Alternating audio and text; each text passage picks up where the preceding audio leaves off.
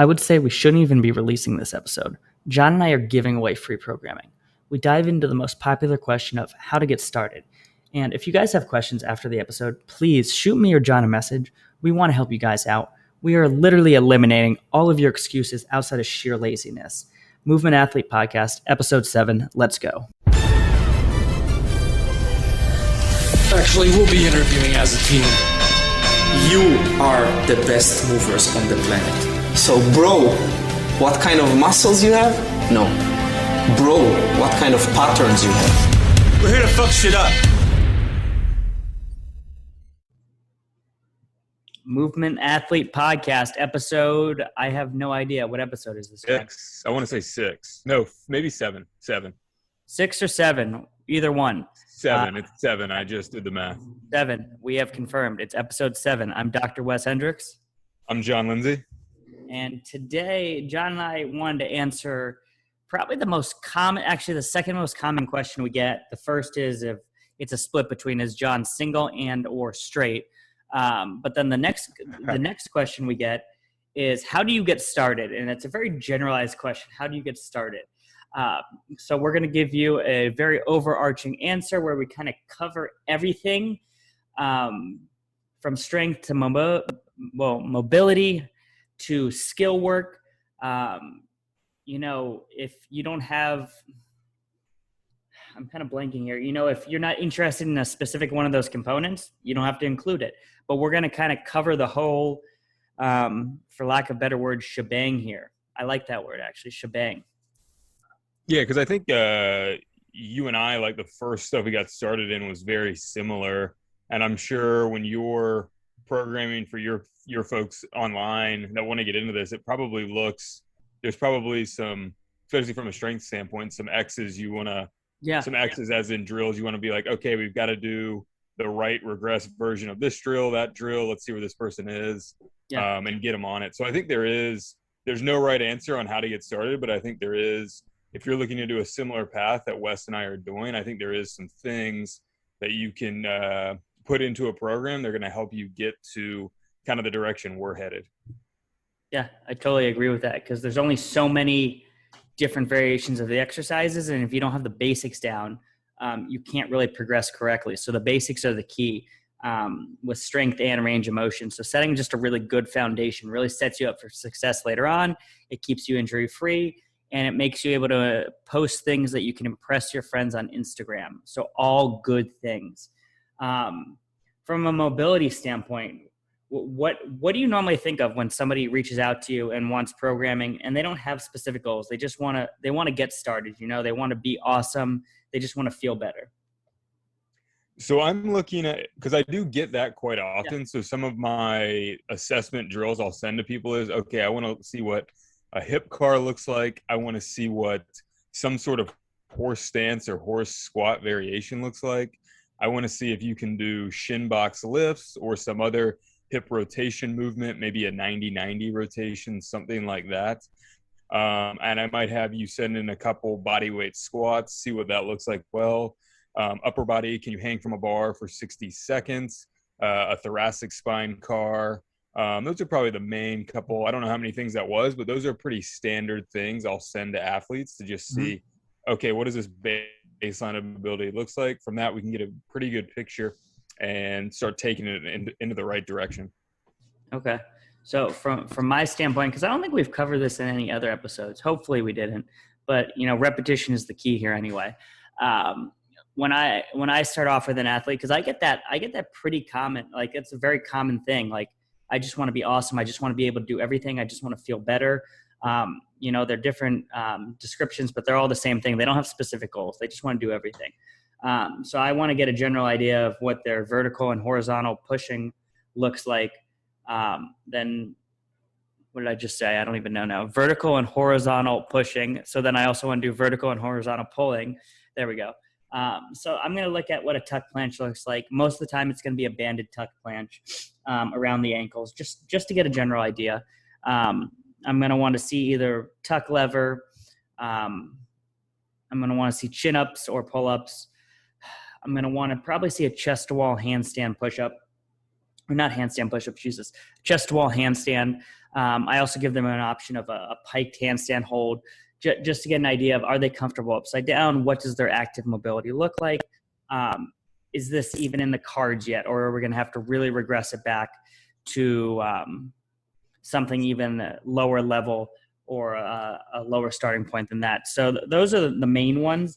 And then if they have, other specific goals in there, like strength work, if they're interested in using a barbell, I want to see what a back squat or a front squat looks like. Maybe I want to see what a deadlift looks like. Maybe an overhead squat sometimes, if there's some Olympic lifting that they're interested in doing in there. Those are the main ones that seem to really circulate a lot in my assessments. There's more advanced ones I do as the athlete gets more advanced, so they have higher goals. But for somebody that wants to get started, I think those are really good ones to include. And also another one that just came to me was decline push-ups. That gives me a good idea too. If maybe I don't think, because a lot of times when people reach out too, I don't know if you do this, I'll stalk their Instagram, because most of them reach out to me on Instagram and they've already posted their training too. So I can kind of get a little idea of what's going on. So decline push-ups is another one I really like to include. Yeah. If anybody has any sort of training page, that's always a great background to check out. Mm-hmm. So yeah, those are the ones I like. And I feel like those made up the foundation of what we started off with too, just different volume or different, because you and I did a lot when we first started out. Yeah, for sure. So let me ask you a question before we get any deeper. When you have an athlete who wants to get into handstands, the strength work and the mobility work, because I know we both did handstands as kind of like this separate sort of thing that you did 4 or 5 days a week. Are you still programming people like that, or do you have a different strategy now? What does that look like on top of the strength work? I've definitely gone away from the 2-a-day training. It's just too much. It's unrealistic. Most people don't have the time or like you and I have unique jobs where we can kind of work around it, and it was still insane to do that much that often. So no, I don't do that for people at all anymore. Generally, I like to open up a training session with handstand work. During an upper body day, it's more of a skill-based movement. So I want to get really high quality work in. So I'm going to do it when they're less fatigued. And as opposed to, if I was to give them dips or pull-ups or muscle-ups, and then we try to do handstand work next, it would just be lower quality work. So I think of that as kind of my first priority. And a lot of the times it really warms up the shoulders for more, we could say, bent arm strength work afterwards. So I'll start off an upper body strength session, pushing and pulling.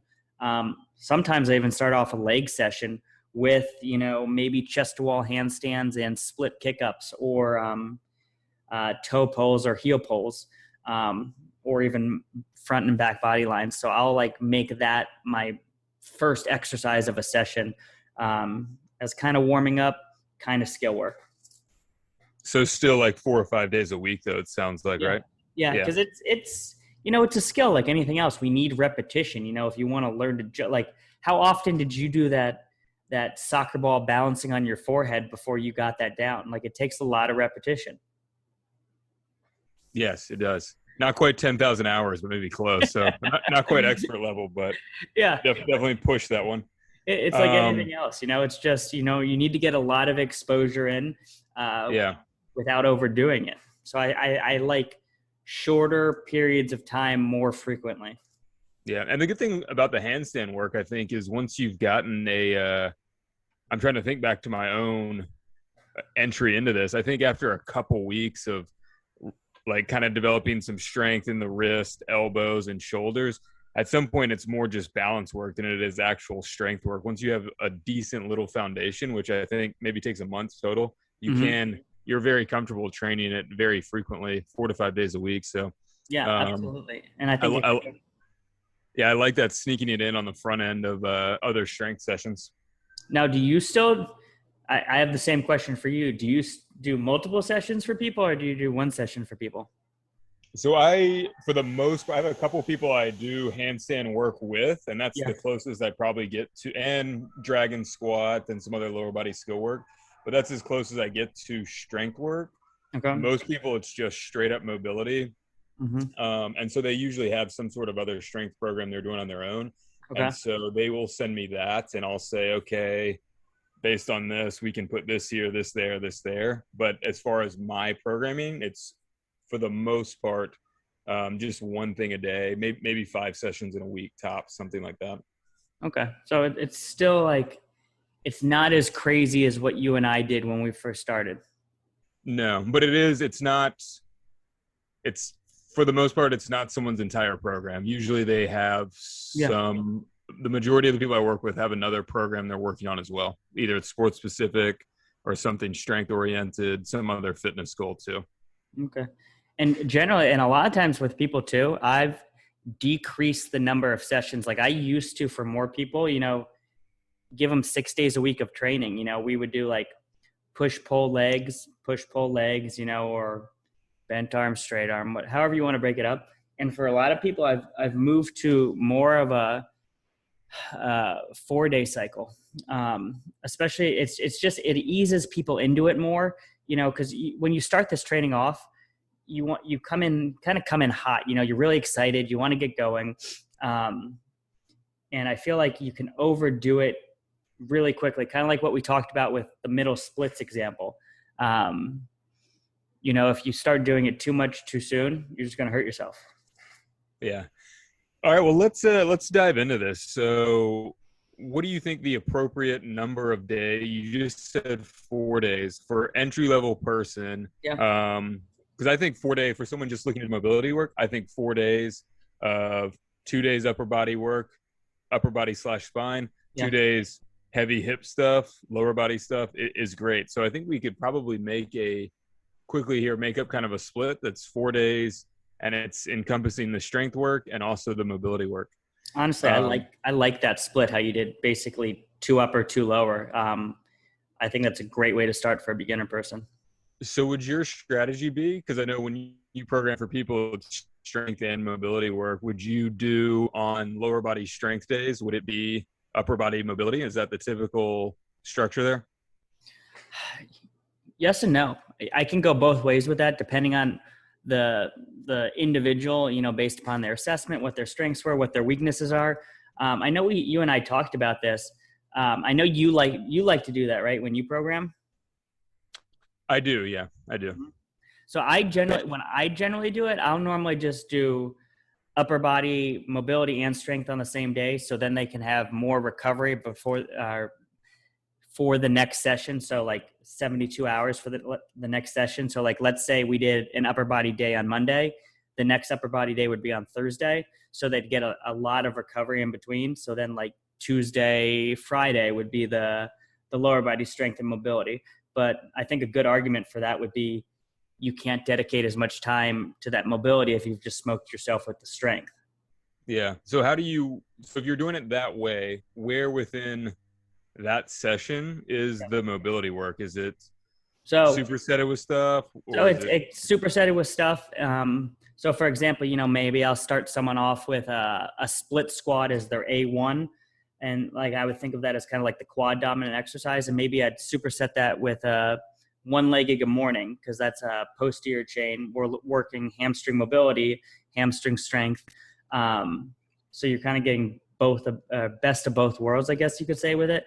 So you're getting a little bit of both, because the person's a beginner too that I'm thinking of. So we can be a little less specific, and it's not like those sessions you talked about with like the middle split, where it's like we have to be super specific. It needs to look very similar to it.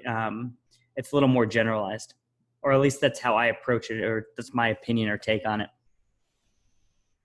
Okay, I got you. I like that. So let's dive in here. So lower body strength days. Yeah. We're starting with the split squats. I love the single leg good morning pairing with that. I think that's a drill that I know we've talked on previous pods, that it's such a great drill. I have pretty good hamstring mobility. I could go do some reps of that right now and get a lot of value out of it. It's, if you have the intention of maintaining good form and pulling deep into a stretch, that's a drill that you can use for a lifetime and just continue to get better and better. So that's a drill. That's another standard I give people in an assessment. And I'd say 80 to 90% of the people I work with, that's in their first phase, no question. It's such a great foundation drill. If you're doing a single leg good morning and you think you've plateaued on it, or you don't think you think it's too easy for you or something, you're not doing it correctly. Like there's that drill can provide value for months and months and months, if not longer. Absolutely. And then like when you get really good at it and you're like ninja status like you, then we can start throwing some decent amount of weight on it. But honestly, most people can start with like 5 to 15 pounds max, and they're going to get tremendous benefits out of it. I think you can go unloaded too. Yeah, and absolutely. If you have the intention of pulling deep into a stretch and going with a nice slow tempo, getting a good pause in, like that's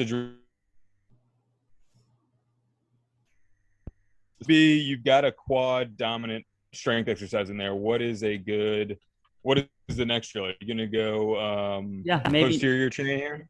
Maybe I'd follow that up with, I'd superset Nordic curls with, I'm going to steal one from the last podcast from you. Did you talk about active heroes in one of the podcasts for like hip extension work? Yeah, I probably did. I mean, I do use that drill quite frequently. So, and another one very scalable.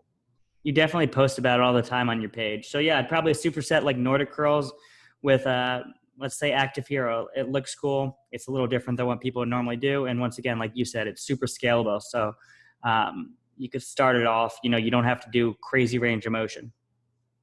Yeah. And you use a band too. You anchor a band at shoulder height and you use that band to help ease yourself down into a max quad stretch, max hip flexor stretch, pull back up over time, reduce the band tension until you're doing them unassisted. And if at the point where you can do them unassisted and you can get your shoulders to tap the ground, your quad mobility, hamstring mobility, or quad mobility, hip flexor mobility is going to be fabulous. So another one, just like the single leg good morning, you can work for a long period of time and continue to get a lot of value out of that. And the cool thing about what we've just covered right now, like you're getting a pretty good, like I'm kind of impressed what I'm coming up with just off the top of my head. I'm like, I like this routine. I want to do this routine. Like you're getting some good strength and mobility work, but we're not using a lot of equipment. Like you need, for the split squats that I covered, a pair of dumbbells would be nice, so you could kind of get a little bit of a stimulus for the quads. But outside of that, like you just need bands for those, active heroes. You need somewhere to anchor your legs for the Nordic curls. Like you said, you could use a stick for the one-legged good mornings and get tons of benefit out of it. And you could even, with the active hero, you could do a hand-assisted version where you just put a hand down behind you and guide yourself down. So if you don't have a band, you can use your hand. So. And honestly, I'd probably finish the session up with, because you were talking about horse stance squats, so they're fresh in my head. I'd probably finish with horse stance squats with some 30 to 60-second hold at the end of each set, because those are miserable in the best way possible. So you would go horse stance squats, like repping them out, and then on the final rep, hold for 30 to 60 seconds? Yeah, I like people to hold like a kettlebell in like a goblet position. And do reps of it. Because most of the time, to have them just hop into the hold, at least the people I work with, they're so freaking tight. The hold is like not even a full squat. So like, I feel like having them do some reps loosens up the hips, then they could hold that final rep for 30 seconds, if they're feeling good, 60, but most of the time 30's like soul crushing for them at first. So it's a great place to start. Yeah, I like adding the weight too. That weight plus gravity will allow you to sink a little bit deeper. And I mean, just like the two previous mobility drills, the horse stance is something I still use. There's so many ways to progress that, from the version Wes is talking about with a more narrow stance, squatting to get yourself into the position first, creating a little bit more range of motion, and then holding it and kind of solidifying that range, to walking your feet out super wide to like your max split stance and performing squats, good mornings in that position, long holds. So very scalable stuff. That's some variation of horse stances in almost every single client I worked with phase one. It's so applicable to so many more advanced movements too. Like it builds off of, we've already covered the middle splits, it could build off of, progressing into dragon squats, other stuff that I can't think of right now. Um, It kind of falls into yeah, I would call it a mobility drill, sure, but it's definitely there's a big strength aspect of it too. You're building robust, durable hips. You're hanging out in end range, but you're building a lot of strength in that end range. So you're going to feel like you're going to have a muscle pump in your glutes, and outer thighs too. Like you're going to be like, holy shit, I'm working something. And you're definitely building some strength there as well. So, it's great for kind of an all-encompassing drill, strength and mobility. Yeah. And so as I'm scanning through that routine I put together in my head, I definitely left out internal rotation work, which I know a beginner could benefit from, especially coming from different backgrounds that aren't this type of training. Internal rotation work is definitely something that everyone could benefit from. What would you use for internal rotation? Where do you like to start people off with that? Well, so we're touching on that. I would definitely, again, almost every single person I work with, phase one has some variation of a hip controlled articular rotation in that. And if you're familiar with this, within that movement, there's a point where you are internally rotating the hips. Mm-hmm. So if someone's internal rotation does suck, you just need to explain to that client, like, hey, this is the portion where we're focusing on internal rotation. Make sure you're aware of your pelvis. You're not cheating this movement. Really try to max out that movement. So that's something I would definitely have within this program we're describing. I'd have them warm up with like 5 to 10 hip cars aside.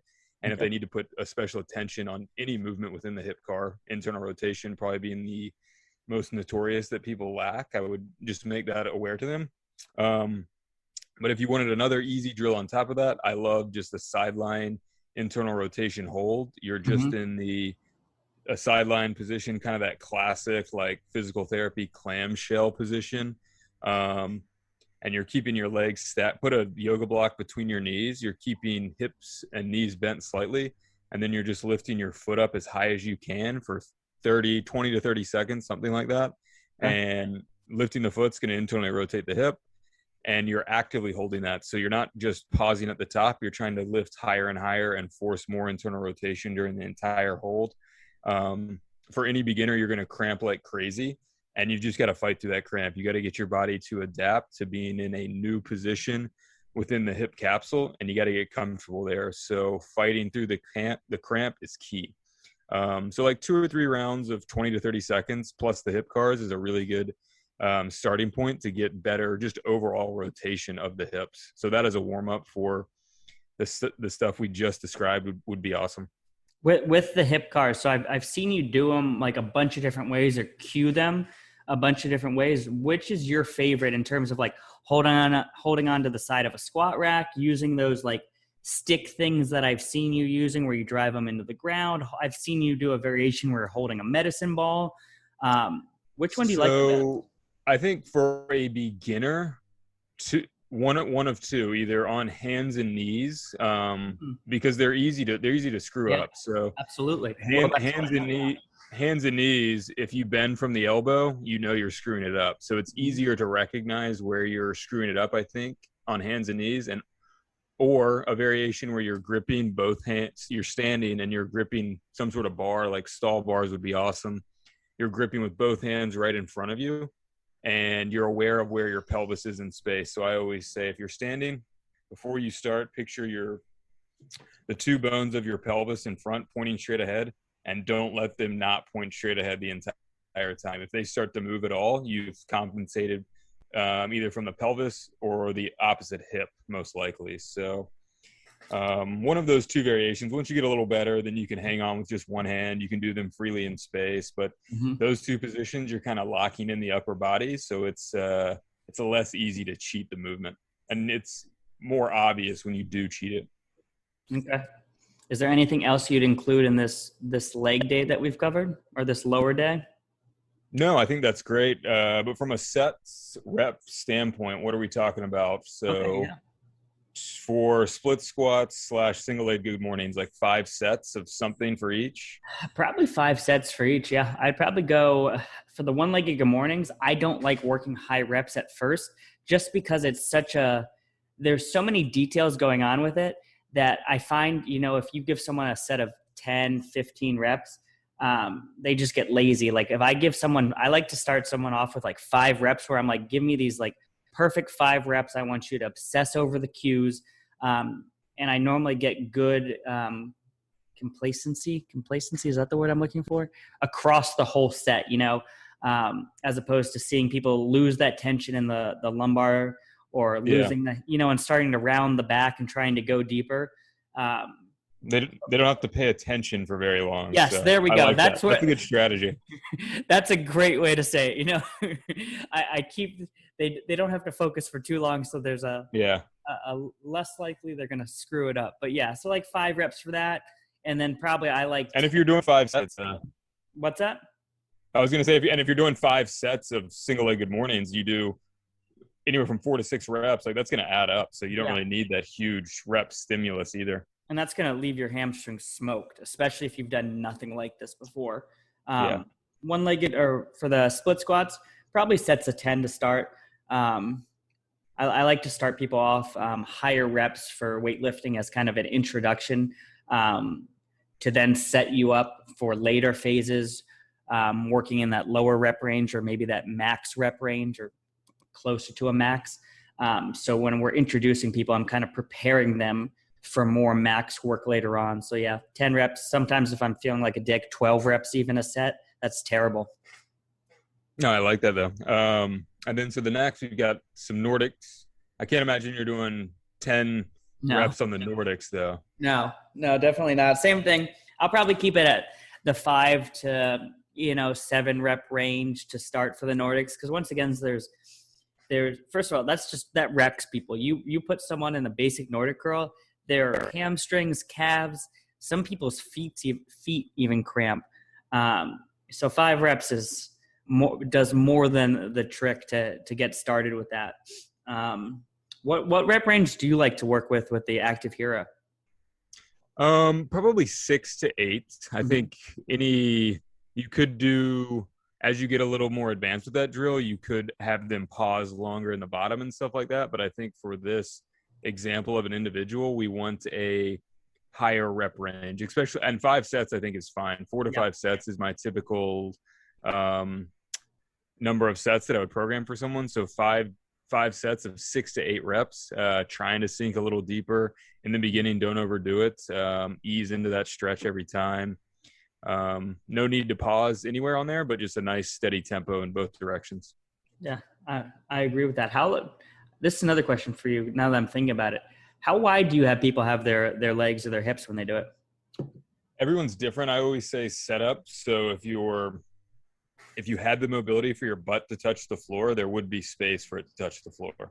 So don't have your feet and knees aligned to where if you were to come all the way down, your butt would rest on your heels. Okay. Have it so there's just enough space so the butt goes down.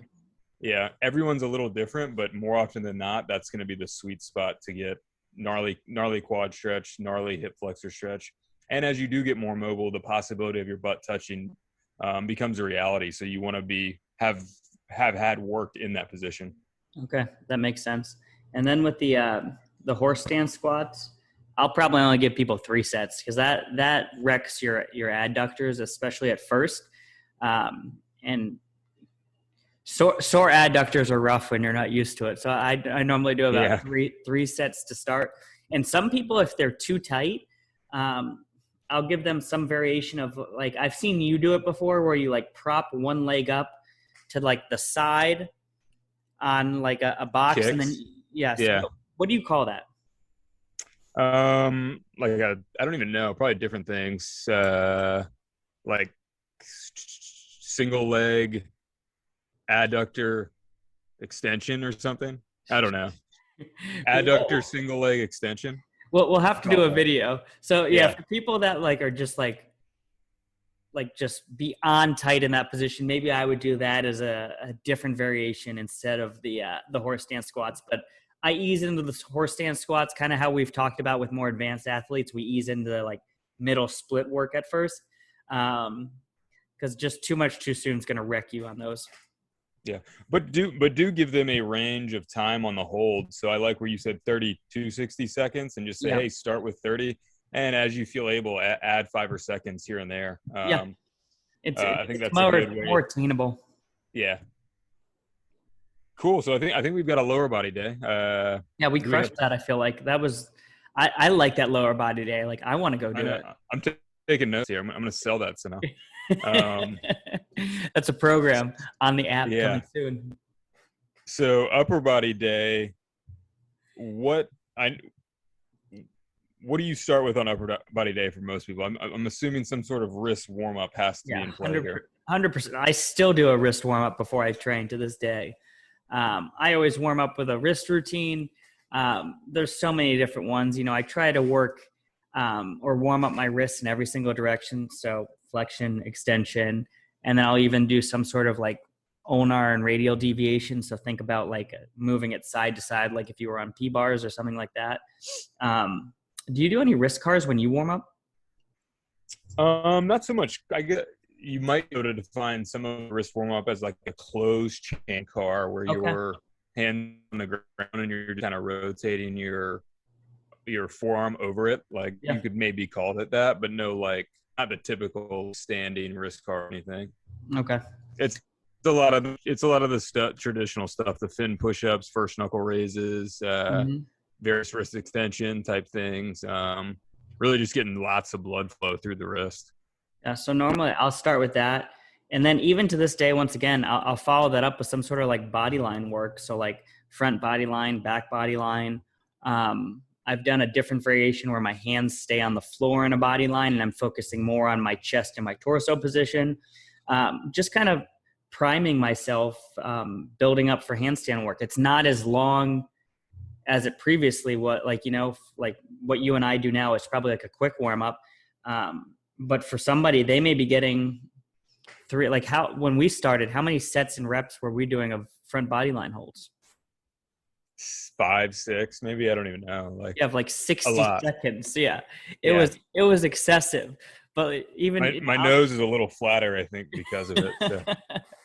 Yeah, but I think it's a phenomenal drill at any point in time to be doing to even increase or improve the position of your line or your capacity at it. So, and it's got a lot of people lack shoulder flexion, and it's building shoulder flexion too, and a little bit of T-spine extension as well. So it's a mobility and strength drill. It's a very functional drill for someone who wants to get into handstands and needs better mobility just overall too.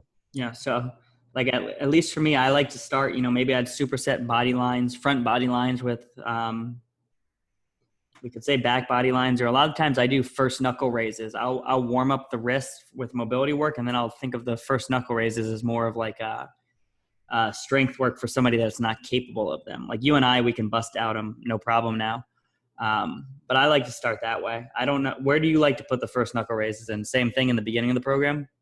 Same thing, yeah. And I think if you wanted to sneak in some more mobility work that would also have a good carryover for warming up strength, like scapula push-ups would be a fantastic drill. A lot of people's scapula tend to be kind of glued to the back of their spine. So, and also another very scalable drill, you could start them on the wall where you're just standing parallel with a wall and you're performing a wall push-up, moving the shoulder blades, or you could go down, get on your knees, or you could perform them in a full push-up position. You could pause longer in protraction. A lot of ways to scale that one. So, and it translates really well to improving the mobility of the scapula and also warming up the upper body for the strength work that's about to go down. Will you do any what's the word? Scapula cars? I think if you're doing those, you're probably okay. You could throw those in there too. A lot of time for a lot of people, I try to give them a little bit of a daily routine that is kind of the basic cars. It's scapula cars, thoracic spine cars, shoulders, hips. Those, however many that was, those are kind of the standard ones. But you could easily put them into a warm up for upper body as well. Yeah. Okay. I need to probably start using cars more in my beginner athletes programs. I don't take advantage of it as enough. Yeah, I mean, they're fabulous for I still do them every single day, so they're fabulous for getting the day started. And if someone is new to especially the mobility work, and you're eventually going to be wanting to get your joints into weird positions, moving them through their end range daily is going to help prep them and set you up for that stimulus. Okay. So yeah, I'd probably start off with like that body line, and then if they were ready, do some sort of holds, either chest to wall holds, or if what do you like when people aren't good for if they're not comfortable or confident or strong enough to do a chest to wall hold? What do you like to do instead? Like an L position hold, so feet elevated on a 2-foot box or something like that, and they're just more in an L position. Okay. I feel like everyone I've worked with can at least get to that, and then just stacking the shoulders, the torso over the wrist as much as possible. Okay.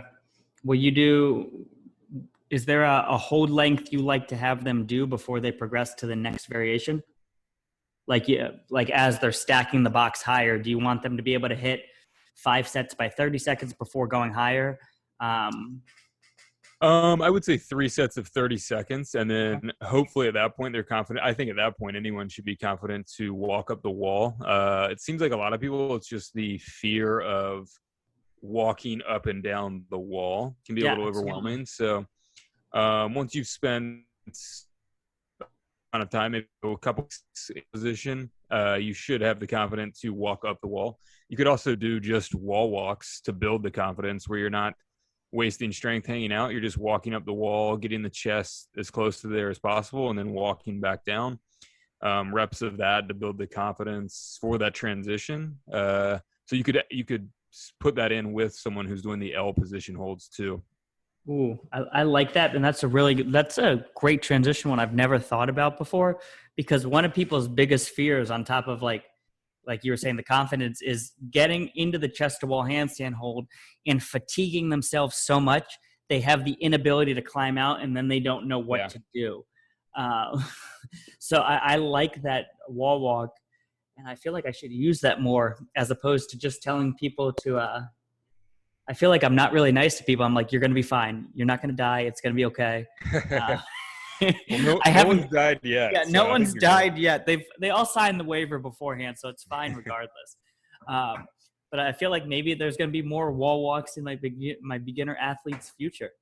But yeah, the holds, same thing. Chest to wall holds to this day. I'm still doing them. Everyone can benefit from them. Yeah, they're fabulous. That's the foundation to me. Yeah, it builds the correct positional strength upside down. 100%. Okay, so what are you doing next? What's the push pull type stuff looking like? My dog's making a weird noise in the background. You all right, buddy? Coughed up a hairball or something there. I don't know. He didn't agree. He didn't agree with the chest to wall holds. He's got another. No, he wasn't into them.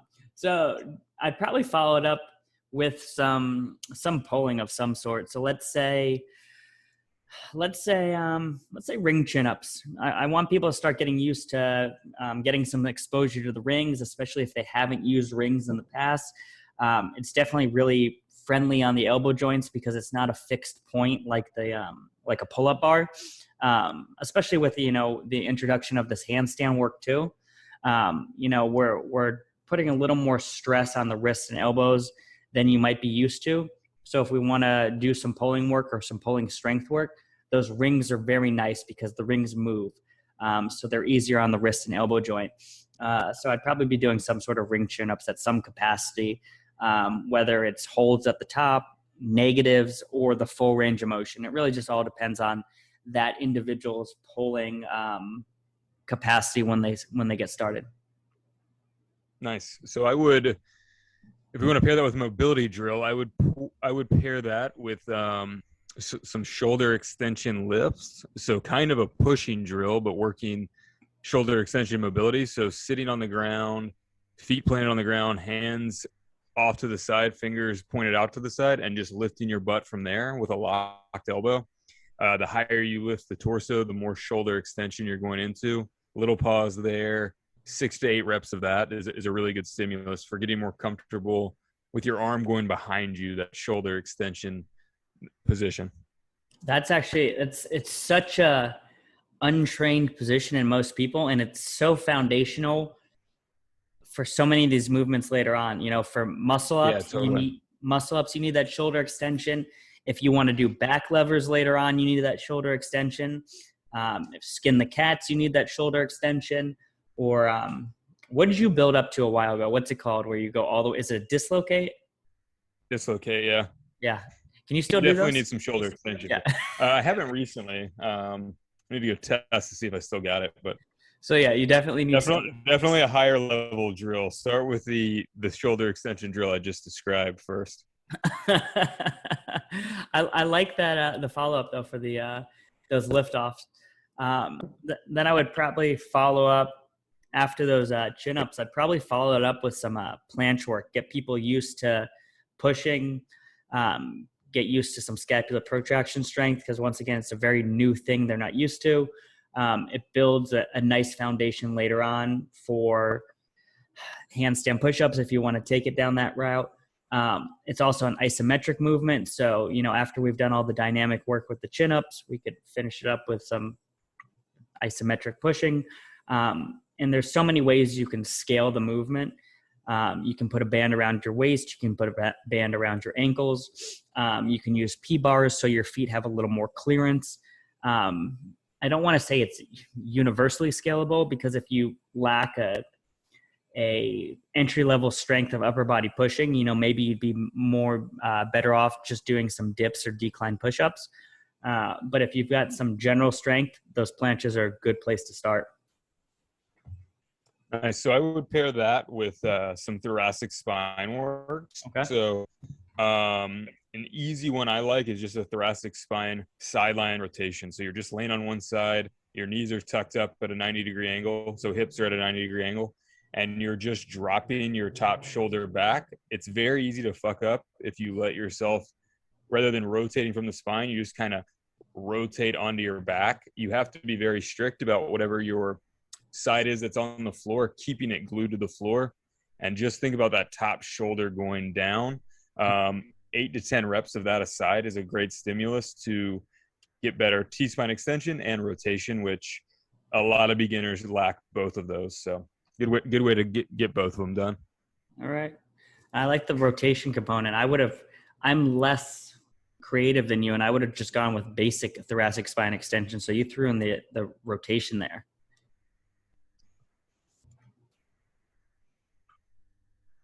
So where would you go from here? We've got a good dominant pulling drill, a good dominant pushing drill. Is there any accessory work we'd want to add, or? Probably I'd follow it up with, I know you like this one too, Cuban rotations. I think it's nice accessory work for the rotator cuffs, for the shoulders. It kind of teaches you how to, so big word here, centrate the glenohumeral joint, or figure out how to kind of keep that shoulder joint in a neutral position, because that's something people don't know how to do. So it kind of teaches you that from a motor programming standpoint. It's going to strengthen your shoulder, your rotator cuff muscles. I know you've talked about it even as a mobility drill, depending on how far you go into that internal or external rotation in the movement. No, that's where I was hoping you were going to go. I think that's a fabulous drill. Just like the horse stance on the lower body stuff, it's building strength and mobility. It's building a very robust shoulder. So you're working through end ranges and you're controlling weight through that end range.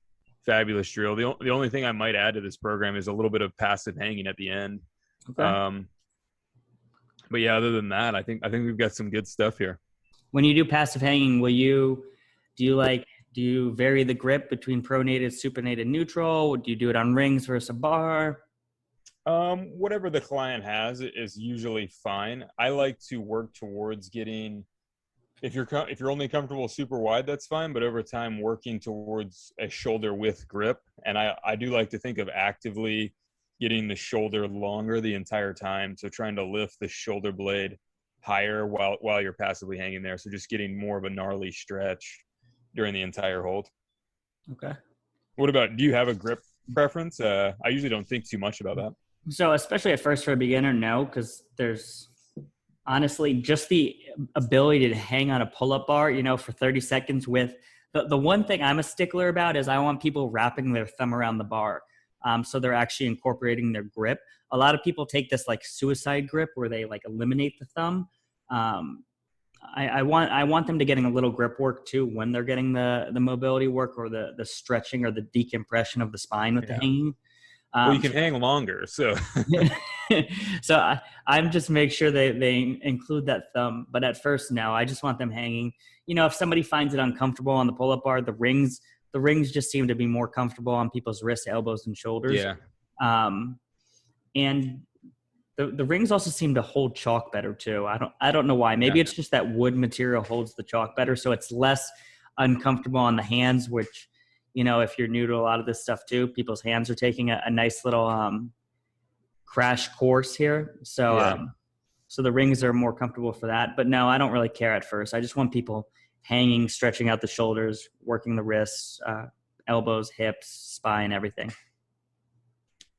Cool. I like that. And that's another, just like the Cuban rotations, just like the horse stance, it's building strength and mobility. It's a great drill that I think a lot of even higher level people can get value in doing it on a consistent basis. Yeah. And you can kind of like the horse stance squat we talked about, like starting at 30 and then building up over time to 60. You could do the same thing with those hangs. Yeah.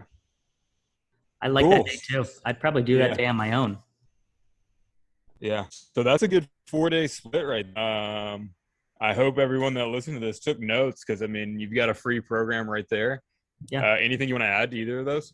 No, I like them as is, to be totally honest. Do you have most of these on your YouTube? I think so. Not so much the strength stuff, but definitely all the mobility work. So what we'll have to do is over the next couple of days after we post this this podcast, we'll have to throw some of these videos up either on our page, throw some links on YouTube, so people can get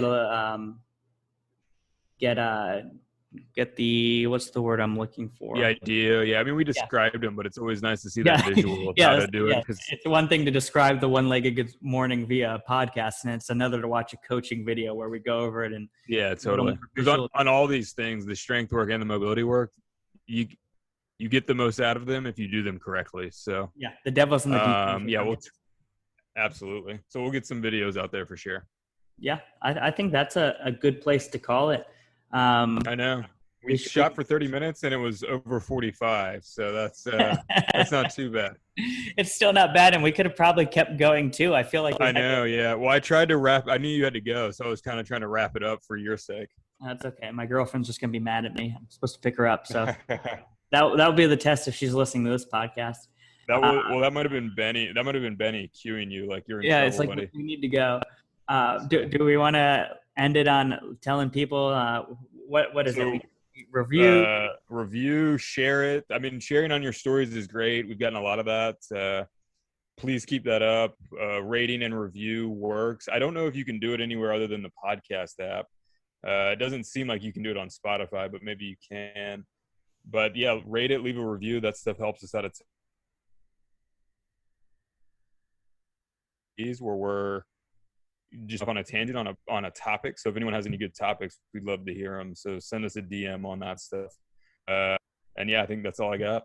Yeah, you always wrap it up really well. So I'm going to leave it on that, and we'll call it, and we'll do this again next week. Cool. See you guys.